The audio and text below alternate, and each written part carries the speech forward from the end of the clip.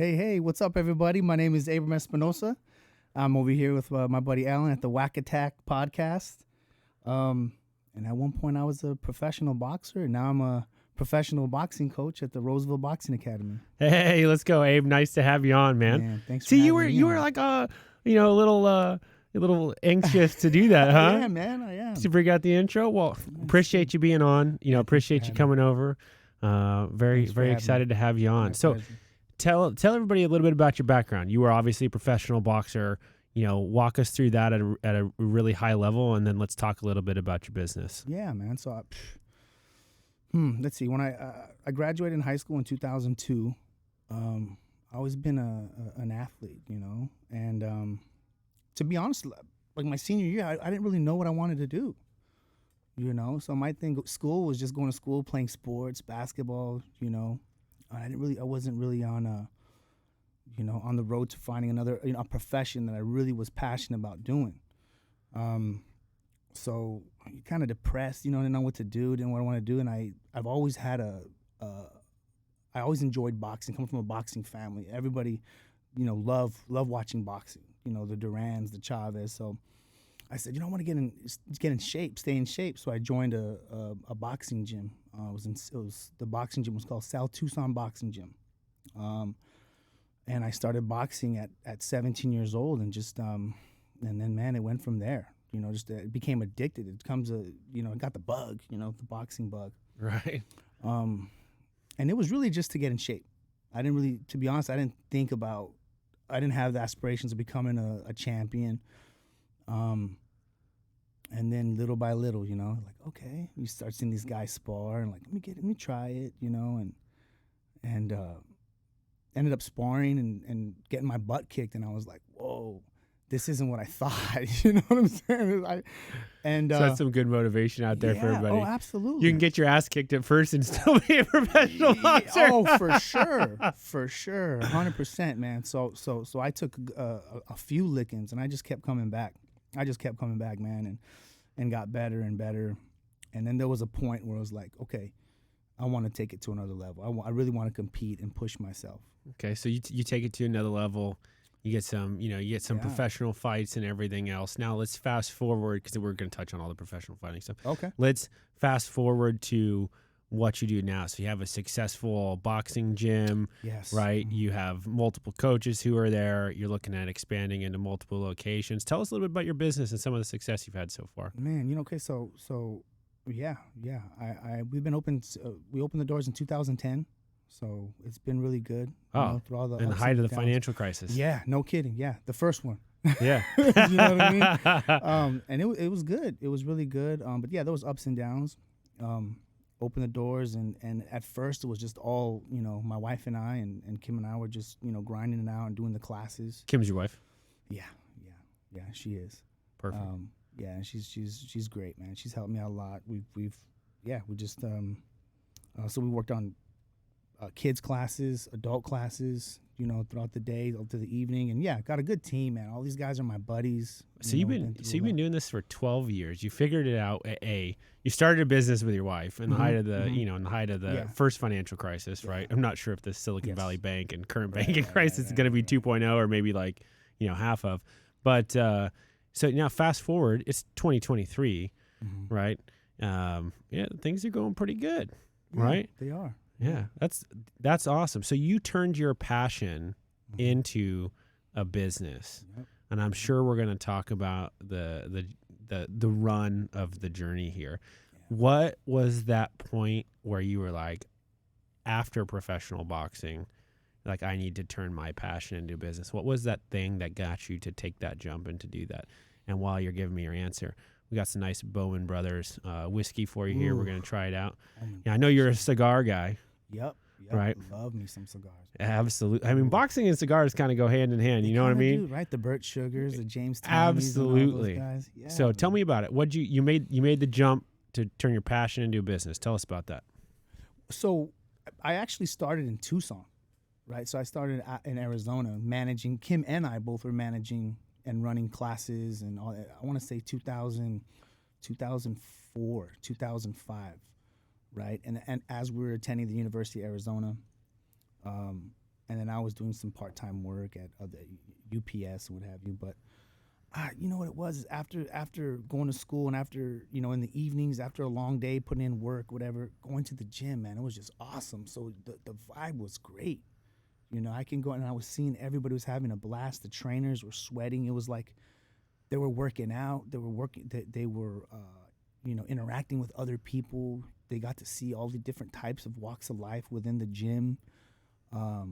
It was just great. You know, it was really cool. So I don't think a lot of people know about that. Talk about the type of people who come into the boxing gym and how boxing can kind of be a way for them to get out of their current circumstance in life.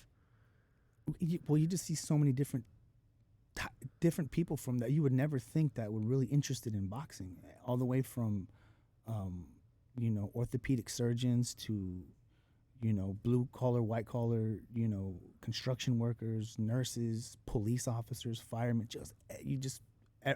everywhere, all different types of people from different walks, you know, white collar, blue collar.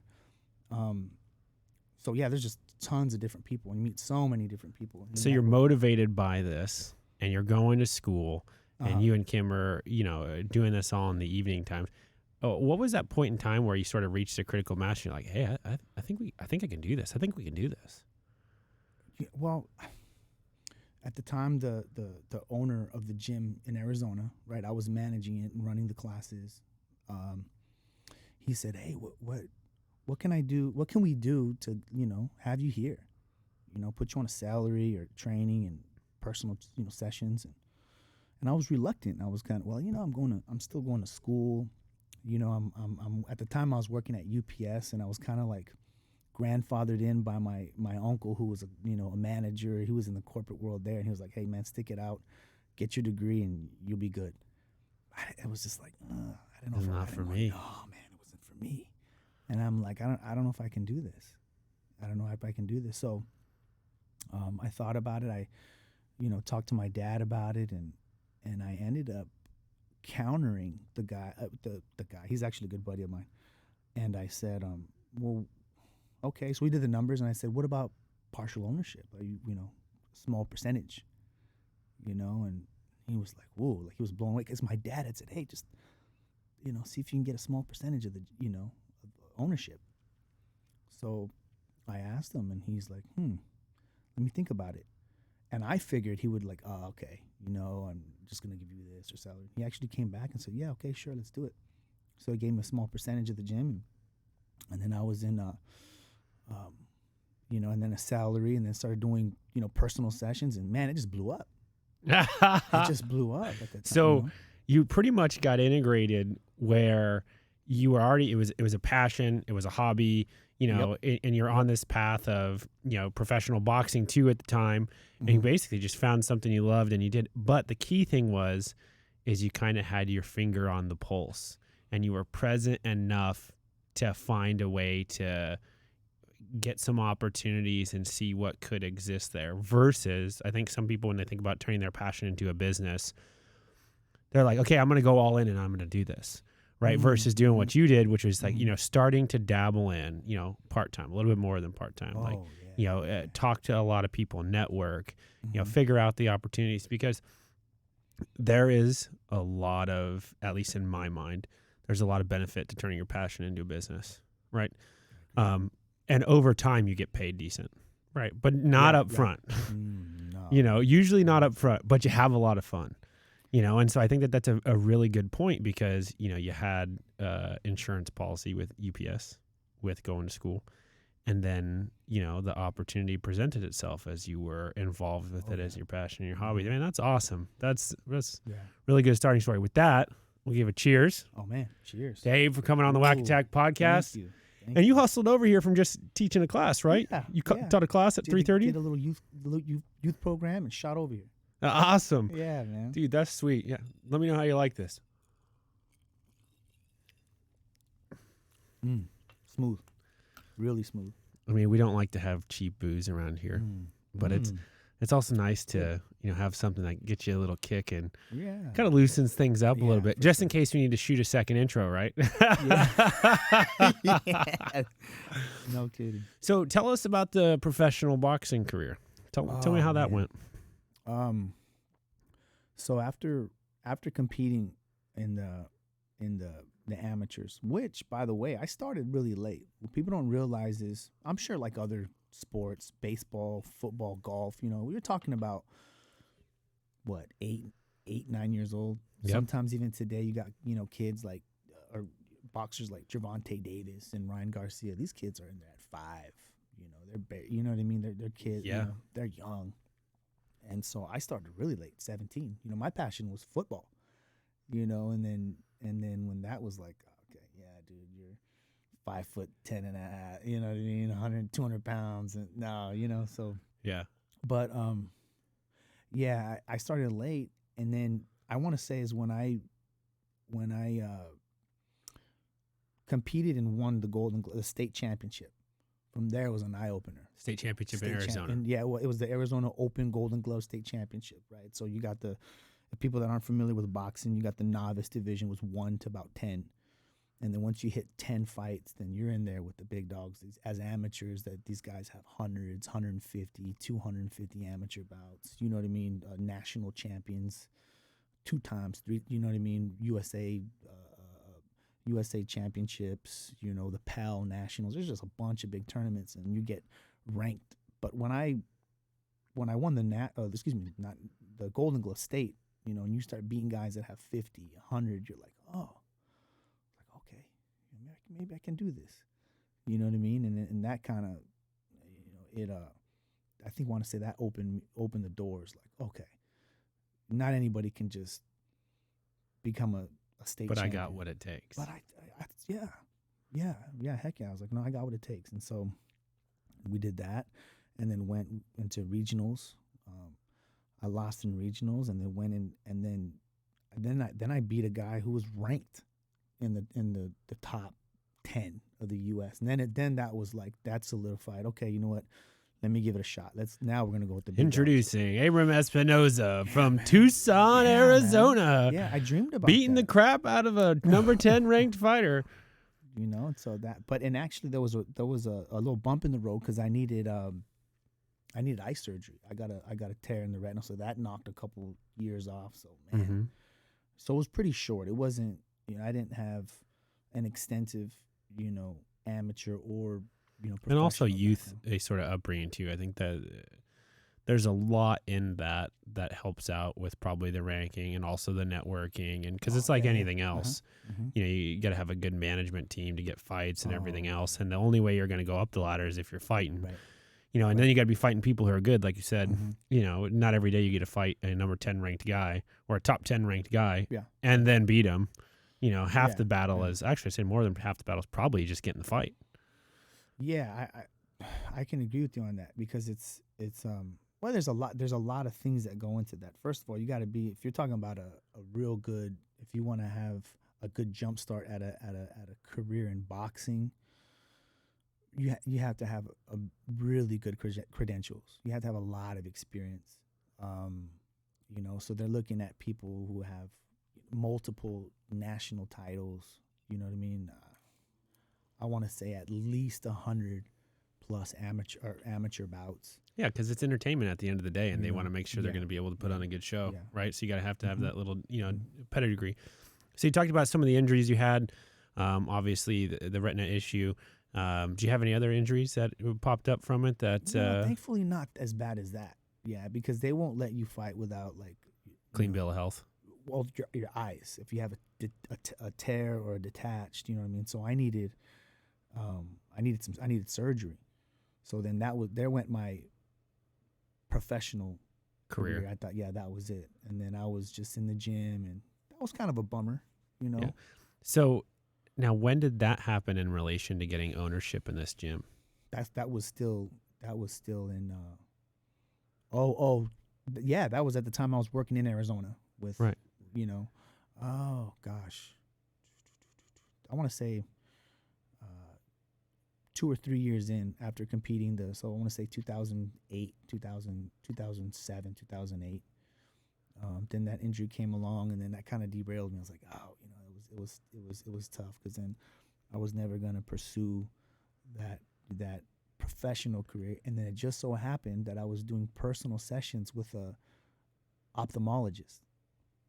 You know, that's what I was saying. You Right. meet all these people, and he's like, "Hey, so Who's why an didn't eye you ever turn doctor. pro?" Yeah, yeah. And I was like, "Oh man, because I got a tear." And there's a lot of coaches out there today that couldn't, afford that surgery. So I'm there. I'm doing personal sessions with this eye doctor. It was wild. And he says, "Hey man, I'm an ophthalmologist. I can help you out with that."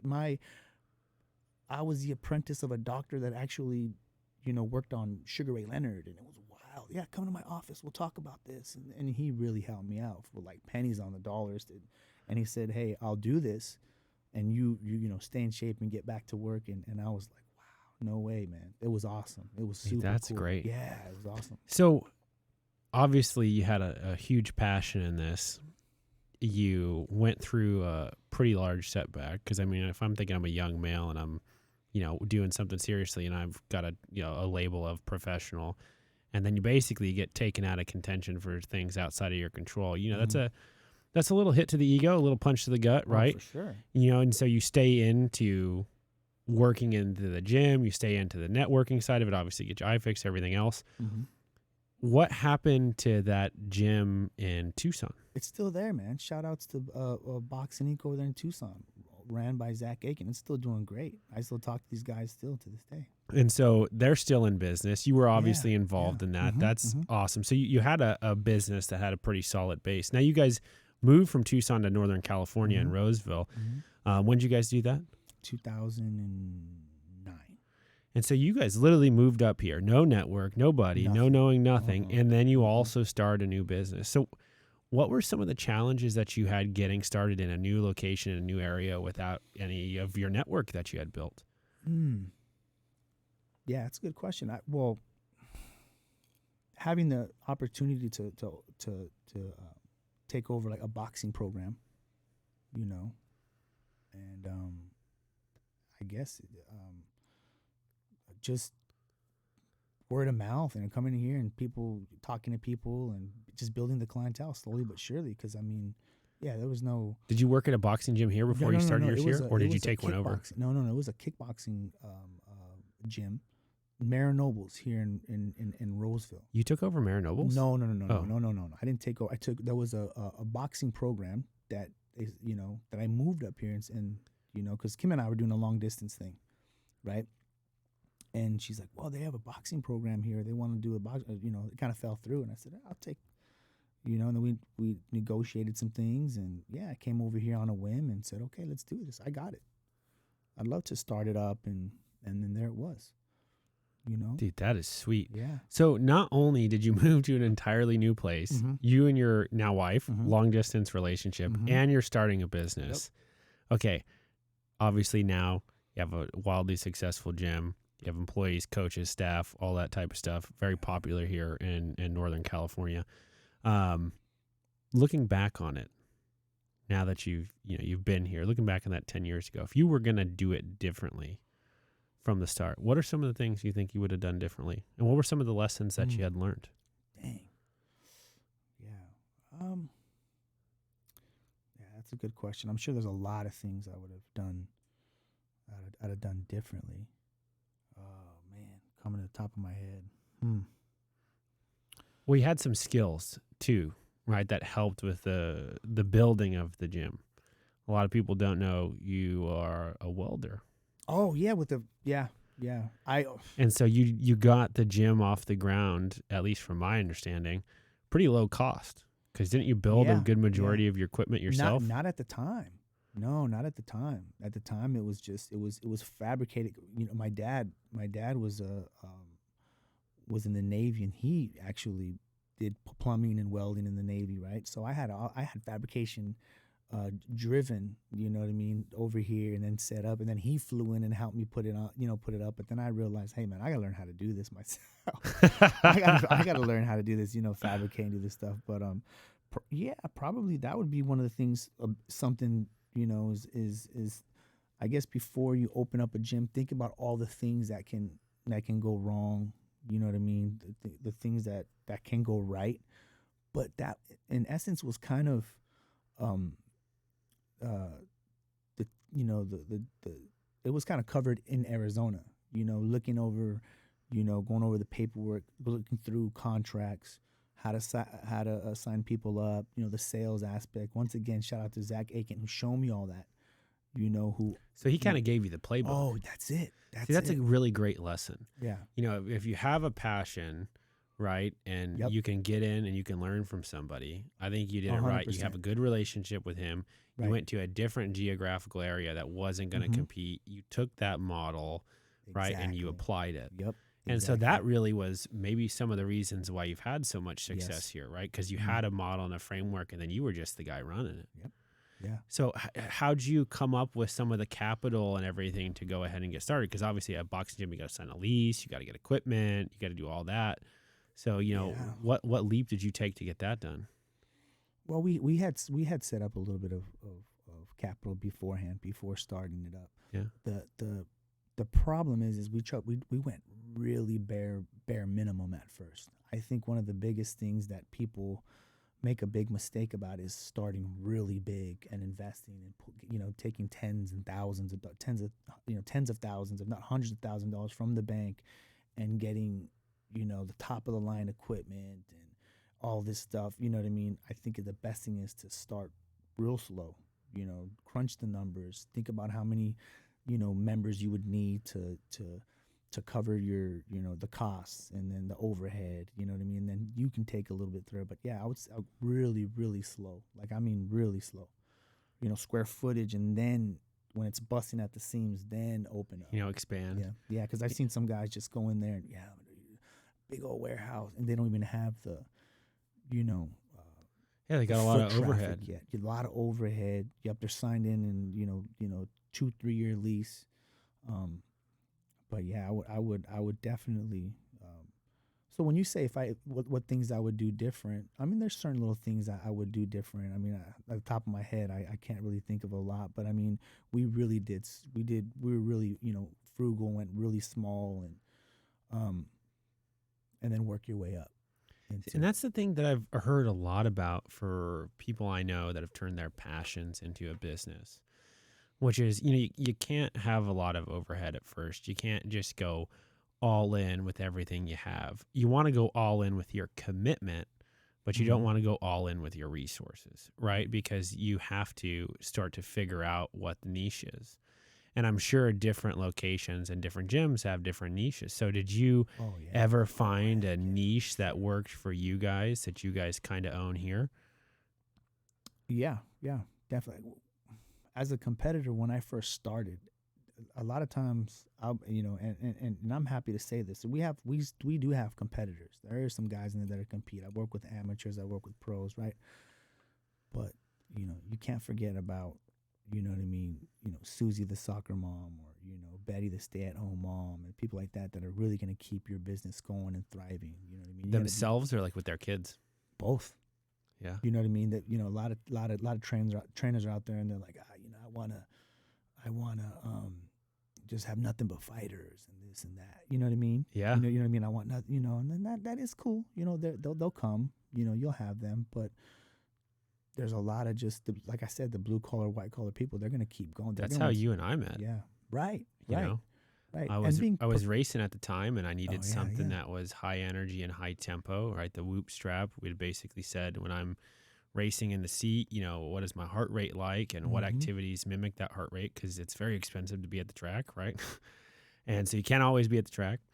And so we tried boxing, and you were a couple doors down from the CrossFit gym, right? And we got in there and we did that, and I was so excited to be boxing. We used to every Wednesday morning, right? 6 a.m, did it. Man.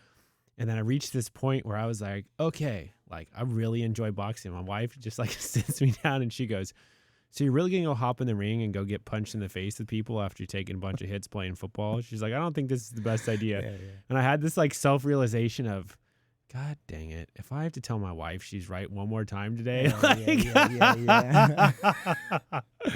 And then eventually, as we had a kid, right, the racing sort of, come to come to a little bit of an end, right? You can't be doing super dangerous activities with little kids running around. That's right, man. So, but I really enjoyed it. And I'm, like you said, I might not be, a soccer mom, but I'm definitely a business person like that eye doctor that you had met, right? Definitely. Same concept. Mm-hmm.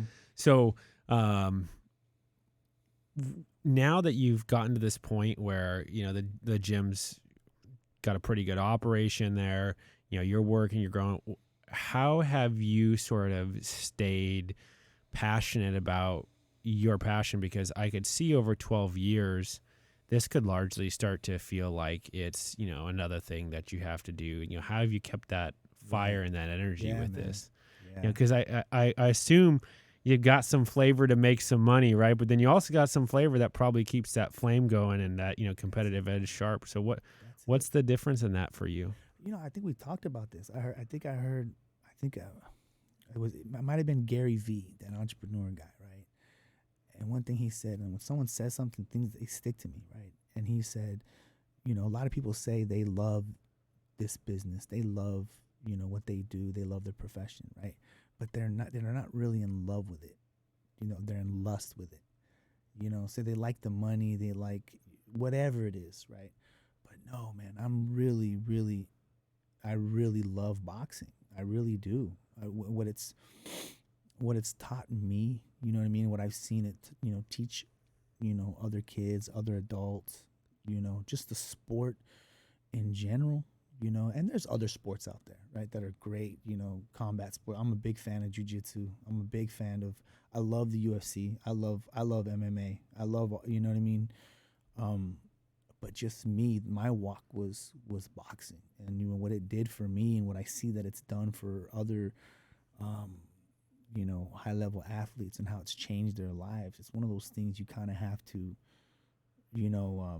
respect a little bit. Well, yeah, you see guys like Mike Tyson, where they're at today. Speaking out, looking at his podcast and seeing him and reading their books.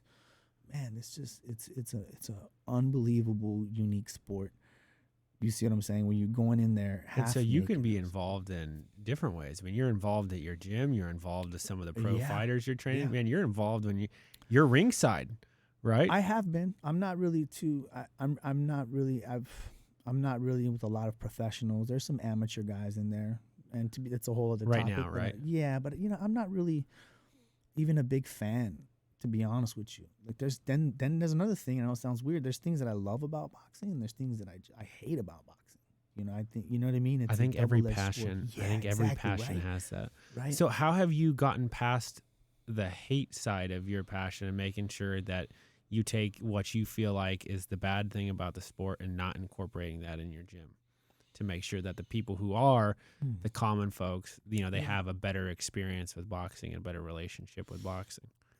Looking at it like from surface level, the hype on these big time events, these big fights that are coming up, the Caleb Plant and the Benavidez next weekend, and the Gervonta, the anticipation and stuff like that, and showing, the people that you're teaching the sport on what to look for, just like anything, if you're, So you get them involved and knowledgeable, yeah, so they like can that. participate in viewership amongst other items. Yeah. What do you keep them shied away from?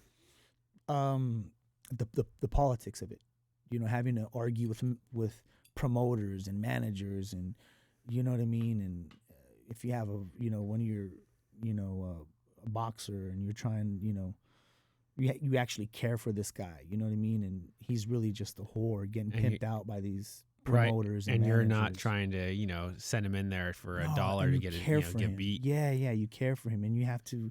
And these amateurs and these pros, like, you see what they got to go through. You were there at one point. Yeah, you specifically been through it. And you're like, so man, you're there for them, and you feel bad. And then you look at everyone else, and you're like, you don't really know what it's like, to have to not eat and be angry and be away from the kids and go to camp, and you know what I mean. So you're more like, I think your niche, as you've explained it to me, is boxing as an outlet, not boxing as a profession and things. Yeah. And I see a lot of parallels because the team that I used to race for, the guy who owns that team is the same way. He's got a core group of guys that are professionals, right? And right. we traveled around, and we had people would come, they'd watch, they'd pay for Sure. tickets. You know, Sure. we'd have sponsors, we'd have, you know, people Mhm. from our business out there. Like, it was a functional marketing promotion activity, and it was high end. And then you have the hobbyist, Right. the people who are like, this is fun, this is a great passion of mine. Exactly. Maybe they got something in their, you know, something in their garage they can race, right? And they just go out to the track and they have a good time, and then they're there and they get to enjoy that. So, man, that's I think that's awesome that you've sort of found that niche of people, you know, who can have monthly memberships that help you, you know, make Sure. money, and then you also have the one-on-ones and everything else. So that's Mm-hmm. good. So, what have been some of the challenges with, you know, growing and scaling the business? Have you have any issues with hiring or trying to find the right people that sort Yeah. of put your touch on things the way that you see things? Yeah, for sure. Yeah, because you got to be really professional. You know, you got to be a people person. You got to learn how to communicate with people. You know, they're not. There's just so many things that, you know, that I've seen. You know, Was trust one of them? Yes and no. Like, there's sometimes there have been like coaches that then they'll go elsewhere. Then, you know, but And I'm sure there's different styles too and different flavors. oh my gosh, Yeah. oh my, there's no. I remember a buddy of mine. He's actually an orthopedic surgeon who actually was a competitor. He had 50 amateur fights and almost went pro. And he's he's just a top dog doctor now. But he said something I'll never forget. He says, "There's no rules in boxing. There's rules, right? The stand, 8 count. Yeah. But it's more concepts. You know what I mean? It's you don't have to keep your hands up. You don't have to keep your chin down. You don't have to move your head. You know what I mean? Like, you can. There's Yeah. so many different styles. You got the high guard, the peekaboo, the this. You got the Floyd Mayweather, the Muhammad Ali. You know what I mean? And you know what I mean? But And different people think that different people. those yeah, models yeah, are maybe the ways yeah, that's best. Yeah. Or they watch TV and they look at these guys there and they think automatically that's how it is. And I assume that they probably don't. It's probably really interesting trying to find people to help too, because if you have large kid classes and everything else, Oh, those styles probably are irrelevant. It's probably more along the lines of, you know, how can you motivate the kids? How do you teach them the That's it. basics, the Yeah. fundamentals? That's You know, it. how good are you at just right. keeping it simple and, Right. you know, Right. down those things? So have you found that taking the time to find those right people have helped you grow the business consistently and make it to a point where now, hey, you can be a dad because you have 2 kids, Right. right? You got a wife who helps you out, Right. and, you know, you have a lot of flexibility. Have you found that has unlocked that for you by taking the time to find the right people? I have. I've been blessed. I've been like super blessed to have, like, the guys that are at the gym, at the Roseville Boxing Academy, are guys that I've known for several years, if not decades, or since I've moved here. Right. You know, Coach Mark, Coach Hyman, Coach Mike. Those guys are they're my buddies. They're like brothers. You know, they're super professional. They're also fathers themselves. You know, husbands themselves. So it's I really lucked out. And you're talking about guys that have, you know, are competitive and even they're well learned. You know, they've had fights and amateurs. And so yeah, man, and they're super professional. Everyone loves those guys too. So it worked out. You know, worked out that I didn't have to really go out looking for them. They kind of saw the community and then kind of went in and then next thing you know, they're teaching classes and working with kids and stuff like that. So it really worked out. It was really cool. That's great. Alan, Yeah. we didn't make an audio adjustment. Do you want me to stop recording? Sure. Hit pause. What do we got to do? Do we got Do you to mean pause or do you mean stop? just hit pause? Where, Pauses to far the right. Yeah, far right.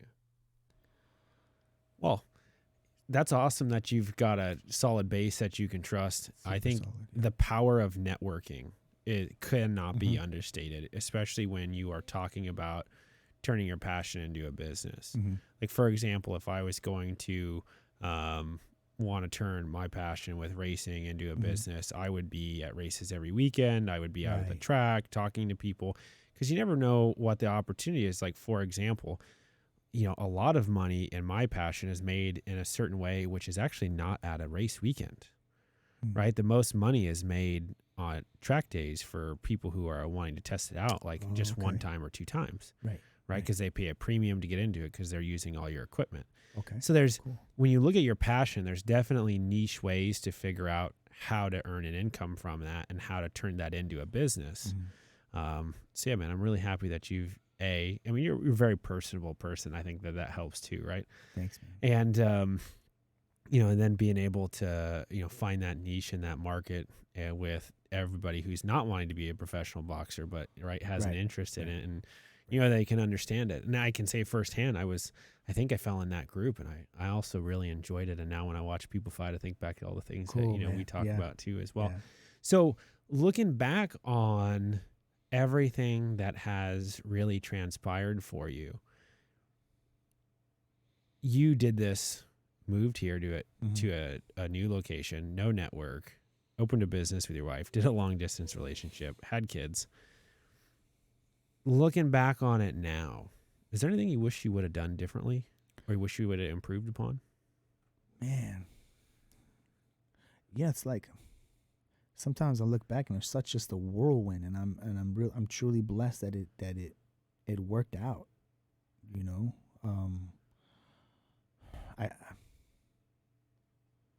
I don't know. I feel like just if people, you just got to take a risk and just keep driving, keep going forward with it. Have you ever come across a point where you felt like quitting? Felt like doing something else? Yeah, I've thought of, okay, am I doing the right thing? Right? Should I do something else? Should I get into another venture? What else could I do? But been doing it so long. I don't think nothing would scratch that itch per se to, you know what I mean? And there's other things that I enjoy doing. And I have to say, it's like being on the opposite end of it. It was really fun to be doing, because you and I did a lot of one-on-one stuff, right? Yep. 6 a.m. Here comes a backwards Arizona hat, coffee in hand. Hey, let's get it. Come on. Turning the lights on in the morning, throwing the radio on. It's like most people don't have energy in the morning, let alone that type of energy, where you're throwing on the mitts and, we're working for, rounds for 18, 20 minutes. Oh, yeah. And we're both dripping sweat at the end of it. And so I appreciated that. And I think that, sets the example for where you're at. It's kind of interesting to me that a lot of folks that we interview here, that we talk to, they're like, oh, I would have done this differently, or oh, I would have done that differently. But all their learnings you hit on. You were like, well, I dabbled in it, and then I got the model from somebody else, and then we basically did some market research and found an opportunity. So like all the hiccups that most of the people we talk to here normally go through, you didn't really have to go through, because not too bad. You had networked and you had built the relationships, and by you networking, you had been able to get past a lot of the barriers that people had traditionally had to go through to learn, that we've spoke to. So I think this is a very good learning for anybody out there who's really looking to turn their passion into a business. Is do not underestimate the power of networking, and do not stop doing it, throughout the first 5 to 7 years of your business, because it's really going to help you get past those very critical stages. Right. And so when you look at it in the context of niching up, right, figuring out the way that you can earn enough money to get the business to survive, and you can buy yourself time to figure out how to grow it, right? Yep. Then networking to find the right people who you can trust to put in place to help out. That's a very critical piece too as well. And then on top of all of that, you got the model from somebody else. And then the golden goose on top is you were frugal when you started. Not in a bad way, but you went with what we call the minimum viable product. Only what you needed to get by. And the experience was Abram Espinosa. Bare minimum. Yep. Right? The experience wasn't, nice ringside, speed bag, or, speed, what do you call it? Did I say it right? Speed bag. Yep, yeah. Speed bag. Right. Or, having the really nice flooring or whatever else. I mean, you got a nice ring. Right. Right. What else do you need? Do you need a really awesome high-end bag, or can you, weld, like you said, fabricate your own stuff and, put a bag with some chain on there. Right. Man, that's Definitely. awesome. So any issues that you face with your business now related to some of the things that I do?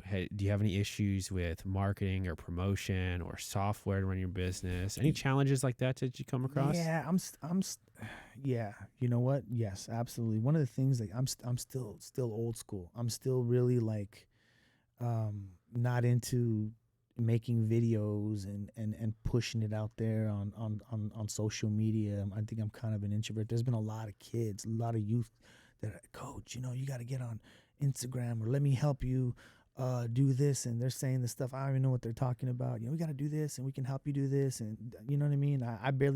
I swapped over from Pandora to Spotify not too long ago, man. You know what I mean? Like, I'm like, kids are calling me boomers, man. Like, coach, come on, wake up. What is this, coach? So yeah, we're in it's a new age. It just is what it is. Got to get out there with the social media and stuff. So a little bit about my background, right? Digital marketing is a very key piece of that. I obviously do a lot more, run a consulting firm where we do a lot more technical things as well, but digital marketing is a huge piece of that. For what you do, right? Obviously social is a huge play. Facebook, Instagram, TikTok. And a lot of what I can tell you is they'll say, hey, let me help you out with some video. And when you think video, you probably think like something like this production studio. Mm-hmm. You probably think about something real nice, well edited, everything else. Yeah, that can work. But that's pretty like 2015, 2017 in terms of tech. Don't get me wrong. I still love putting out nice videos for our organization because we have high ticket prices, right? One big client who can work with us for 8 to 10 years, right, on average, that's worth them seeing a very high quality video in my mind, right? We're a white glove service. But you and what you do, you're direct to consumer with your one-on-one coaching or gym memberships, et cetera, right? We're business to business. So for you, user-generated content is very important. That's a term UGC, sorry. Failed first grade, not. But user-generated content is like a kid at the gym turns his phone around, goes, I just had such a great time at Roseville Boxing Academy. This is Coach Abram. He's awesome. And you're there in the background like, yeah, Kyle, way to go. That's user-generated content. That type of content works very well on TikTok. It works very well for Instagram and promoted posts. And so if you can have the people at your gym producing content that they put up on your profiles or that they publicly post, you can use that for promotions. That is a really good strategy because it's very authentic. It's very real feeling. And it's not super corporate, and it's basically a recommendation from your current customer base. That goes a very, very long way on social media. And so when you talk about it, that's low cost. You can film it with an iPhone, right? You can upload it directly to, your pages or whatever, or they can post it to your pages. And now you've got that content. The second piece of it is largely the advertising. Now, how advertising on social media works is that you basically build an audience. So you go into whatever their online portal is, and you say, I would like this type of person in this age, interested in these things, located in this area, right? So on Facebook, I'm looking for somebody who's, an adult, because targeting children can be challenging with the laws that are in place. You don't obviously want to do that. But if you were looking for the professional, right, who is a young professional, you can look at where they're located, what their job type is, what their interests are, and you could start to build out these, like you said, there's Susan, the soccer mom, or sorry, Susan, if you're out there, we're just right. Sorry, Susan. No disrespect meant, but you can build out these profiles, and that's basically how social media advertising works. Is you build an audience related to who are members at your gym, and then you go and you promote to them. So, for example, you have that user-generated content, and you promote it to a soccer mom with 2 or more kids. Now, guess what? Now you've got great feedback that resonates with her. That's not you or some, face talking. Trust me, and our boxing gym, and we are not excessively blown out in testosterone and punching each other in the face. But look at Kitty Kyle over here having a great time, right? Sweating and being active and not playing video games 24/7. Right. That goes such a long way, and it's low cost. And it's things that you can start to dabble around and you can start to take a look at. You don't need to hire a fancy consultant to help you out. You can literally go sign up for a Facebook ads account. And literally, this is what I tell people, this is my favorite recommendation. You don't have to spend a single dollar advertising. Just go in their platform and research, how do I build an audience? And go see all the things you can go target together. And then realize, okay, and it'll give you an estimate. Hey, there's 1,500 people in your area that meet this criteria. That's a very, very cost-effective way to start playing with some digital advertising on social media. Now, the challenge obviously becomes you have to follow up with these people, right?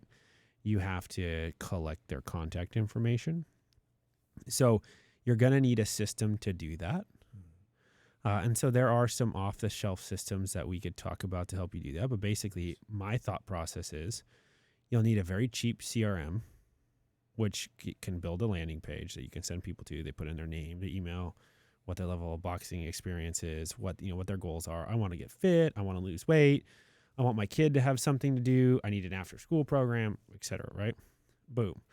And then that CRM platform that you have has email notifications and text messages reminders. Hey, this is Abe from Roseville Boxing Academy. Got your contact request. Feel free to click this link and schedule a time to come talk to me. Nice. Right? And so there's a service that you can use. Calendly hooks up to your Google account. And you can select set days and time every week that people can schedule meetings with you. Nice. And you can say, hey, I would like to only have somebody book a call with me if it's 24 hours in advance.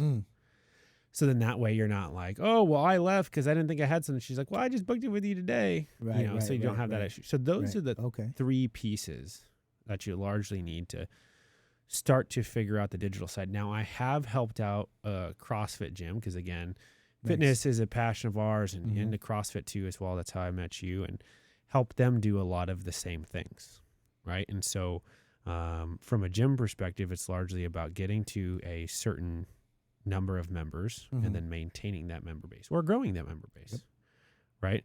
So obviously you have a ton of referrals right now, but usually the best way to add in that piece on top is going to come from social. And so that's how I would approach it if I was looking at this. Nice. Yeah, I definitely need to step that up. There's a lot of, other coaches that I know, and they're doing a great job with that. I think that's one of the things where that's one of the big things I would change. And honestly, I would go try to rip off a CrossFit gym's model. I'm being dead serious. Boxing gym is more niche than a CrossFit gym. Okay. At least in my mind, right? There's a lot more CrossFit gyms than boxing gyms, I would imagine. Oh, right? yeah. They've gotten really popular. There is specific software built for CrossFit, which basically says they can take their contact information, they can funnel them in through a website, set up times to meet with them, and then they track their retention and everything else, right? And then and I'm also sure if you have something that manages online memberships and credit cards on accounts, I'm sure they might have something too. Do something. Those are great things that I'd look into. Yeah. Any other questions you have for me before we wrap things up? No, man. It's been great, man. Yeah. I appreciate the time. Yeah. That's awesome. Abe, it's been an absolute pleasure having you on. Thank you. Really appreciate it. Thank you very much. I'm excited to hear about your story. It was great to get to know it in some more detail. Try not to, kick my butt in the golf course anymore, man, because you're killing my golf game. Producer Scott over here kills my golf game. You guys are making me look bad. No, this ain't nothing yet. I'm gonna get better. And So what I hear you saying is you're watch out, because this is nothing, man. And Scotty's true, man. I've been letting guys get in my head like I'm doing good, and then someone tells me to change one little thing, and man, you're just done. It's just golf is such a mental game. Though. That's what I love about it. It's pretty great. I love about it too. With that said, thank you very much for being on the WAC Attack podcast. We appreciate it, brother. My pleasure, man. Until next time, Absolutely. until we have you on, we'll go from there. And thanks for sharing your experience with everybody. Thank you very much. You're welcome.